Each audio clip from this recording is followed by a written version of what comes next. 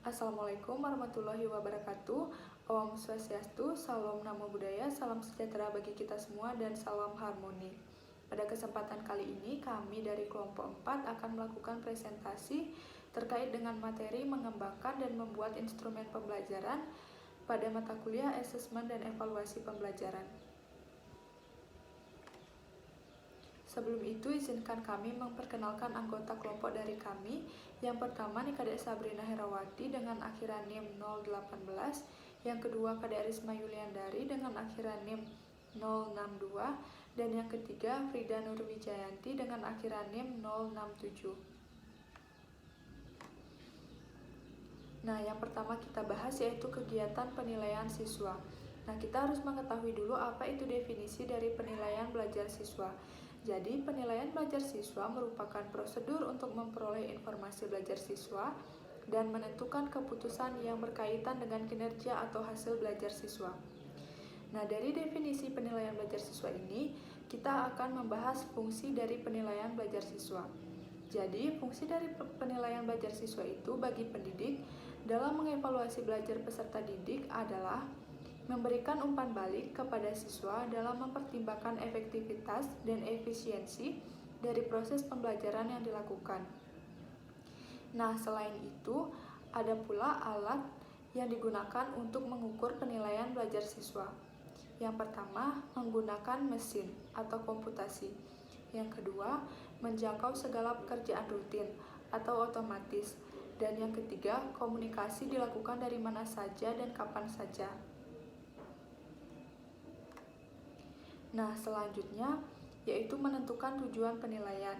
Jadi, tujuan instrumen penilaian yaitu untuk memudahkan guru dalam mengukur kemampuan siswa. Nah, secara umum itu, penilaian dilakukan untuk beberapa tujuan. Nah, yang pertama itu memberikan informasi mengenai kemajuan hasil belajar siswa. Yang kedua, membina kegiatan belajar mengajar berdasarkan informasi dari hasil penelitian. Yang ketiga, memberikan motivasi belajar kepada siswa. Yang keempat, memberikan informasi tentang semua aspek kemajuan siswa. Dan yang terakhir yaitu memberikan bimbingan yang tepat dalam memilih sekolah sesuai kemampuannya. Nah, untuk menentukan penilaian ada beberapa hal yang bisa dilakukan. Yang pertama ada instrumen tes dan yang kedua ada instrumen non-tes. Jadi instrumen tes itu merupakan metode yang sistematis untuk pengumpulan data dengan tujuan membuat perbandingan intra atau antar individu, di mana untuk tes juga dapat diartikan sebagai instrumen yang digunakan untuk mendapatkan informasi tentang seseorang atau objek penelitian. Berdasarkan tujuannya, tes dibedakan menjadi 6. Yang pertama ada tes kepribadian. Tes kepribadian atau personality test ini biasanya digunakan untuk mengungkap kepribadian seseorang. Yang kedua ada tes bakat atau aptitude test. Tes ini biasanya digunakan untuk mengukur atau mengetahui bakat seseorang. Yang ketiga ada tes inteligensi atau intelligence test. Tes ini digunakan untuk memperkirakan atau mengestimasi tingkat intelektual seseorang. Yang keempat ada tes sikap. Tes sikap ini atau attitude test atau skala sikap atau tes yang digunakan untuk mengukur sikap seseorang. Yang selanjutnya tes minat. Tes minat ini tes yang digunakan untuk menggali minat seseorang terhadap sesuatu. Yang terakhir yaitu tes prestasi. Nah, tes prestasi ini digunakan untuk mengukur pencapaian seseorang setelah mempelajari sesuatu. Nah, selain instrumen tes, ada juga instrumen non-tes. Instrumen non-tes ini dapat diartikan sebagai instrumen yang digunakan untuk mengukur terjadinya perubahan tingkah laku yang berkaitan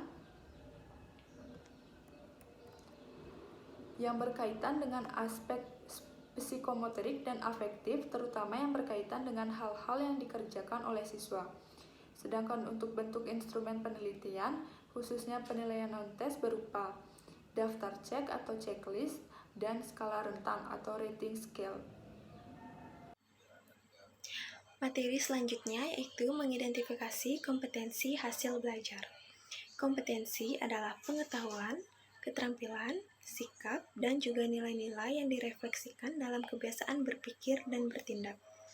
Peserta didik dianggap kompeten apabila dia memiliki pengetahuan, keterampilan, sikap, dan nilai-nilai untuk melakukan sesuatu setelah mengikuti proses pembelajaran.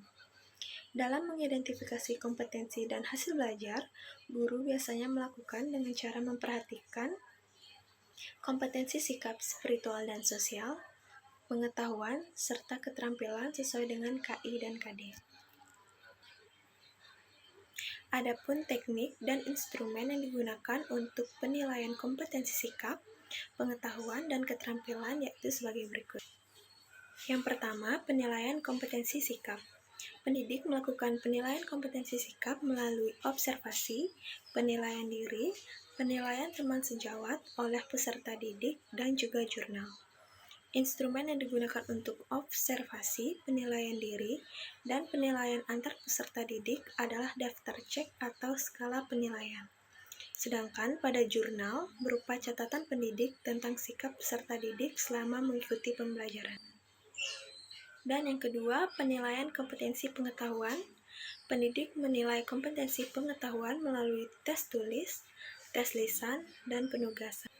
Dan yang terakhir, penilaian kompetensi keterampilan. Pendidik menilai kompetensi keterampilan melalui penilaian kinerja, yaitu penilaian yang menuntut peserta didik mendemonstrasikan suatu kompetensi tertentu dengan menggunakan tes praktik, proyek, dan penilaian portofolio. Instrumen yang digunakan berupa skala penilaian atau rating scale yang dilengkapi dengan rubik. Kisi-kisi dapat didefinisikan sebagai pedoman dalam menulis serta menyusun soal menjadi tes. Tujuan dirancangnya kisi-kisi tersebut yaitu untuk menentukan lingkup serta tekanan penilaian secara tepat. Hal ini mampu menjadi petunjuk dalam menode soal. Hal ini juga mampu memudahkan pengajar merumuskan soal tes sesuai dengan tujuan yang diharapkan. Hal ini juga mampu memberikan kualitas yang sama dimanapun soal yang telah dibuat. Dalam merumuskan indikator pengajar, harus melihat KI dan KD dari hasil analisis silabus dan RPP. Kemudian, pengajar menentukan ruang lingkup bahan ajar pada kisi-kisi dengan mendiskusikannya dalam pertemuan MGMP atau musyawarah guru mata pelajaran. Setelah itu, dibahas pada bahan ajar fikih yang ditetapkan dengan indikator yang telah disusun dalam silabus dan RPP. Dengan menggunakan kata kerja operasional sesuai dengan pencapaian hasil belajar dan tingkatan wawasan yang ingin dicapai pada mata pelajaran tersebut. Nah, dari proses tersebut, kemudian pengajar dapat menetapkan jenis serta jumlah soal berdasarkan indikator pada bahan ajar tersebut. Sudah dijelaskan bahwa kisi-kisi merupakan suatu struktur berupa matriks yang berisi pedoman untuk menulis atau menyusun soal menjadi suatu alat penilaian berdasarkan silabus mata pelajaran, yaitu kompetensi inti dan kompetensi dasar. Hal ini dilakukan untuk mempermudah pengajar dalam merumuskan indikator. Untuk mencapai suatu tujuan, kisi-kisi yang baik harus memiliki persyaratan seperti yang pertama adalah mewakili isi kurikulum atau kemampuan yang diujikan. Yang kedua adalah soal dibuat sesuai indikator serta bentuk soal yang ditetapkan. Yang ketiga adalah membuat komponen yang rinci, jelas, dan mudah dipahami. Komponen-komponen yang diperlukan ini disesuaikan dengan tujuan pelaksanaan tes. Komponen penyusunan kisi-kisi ini terdiri dari komponen identitas dan komponen matriks. Adapun beberapa aspek yang menjadi kendala bagi pengajar dalam merumuskan kisi-kisi sehingga kisi-kisi yang disusun kurang memuaskan. Masalah yang pertama adalah pengajar masih belum memahami memilih kompetensi dasar yang benar. Masalah lain ialah banyak ditemukannya indikator pada kisi-kisi tidak berjalan. Ditemukannya dalam satu kisi-kisi yang tidak memuat indikator kunci. Hal ini soal tidak mengukur capaian kompetensi dasar. Adapun cara meminimalisir adanya masalah tersebut ialah mengetahui langkah-langkah yang benar untuk menyusun kisi-kisi sehingga dapat mempermudah pengajar dan siswa dalam proses pengembangan materi. Dalam merumuskan kisi-kisi dengan baik dan benar, pengajar dapat mengetahui langkah-langkah untuk merumuskan kisi-kisi soal, seperti yang pertama menentukan kompetensi dasar yang akan diukur. Kompetensi dasar yaitu suatu kemampuan minimum yang wajib dikuasai oleh siswa setelah mempelajari materi pelajaran tertentu. Kompetensi ini dapat diambil dari kurikulum yang berlaku. Yang kedua adalah memilih materi secara esensial. Materi yang telah diajarkan harus dikuasai siswa berdasarkan kompetensi yang akan dicapai. Penentuan materi atau bahan ajar yang akan dipakai disesuaikan dengan indikator yang akan disusun. Yang ketiga adalah merumuskan indikator yang mengacu pada kompetensi dasar.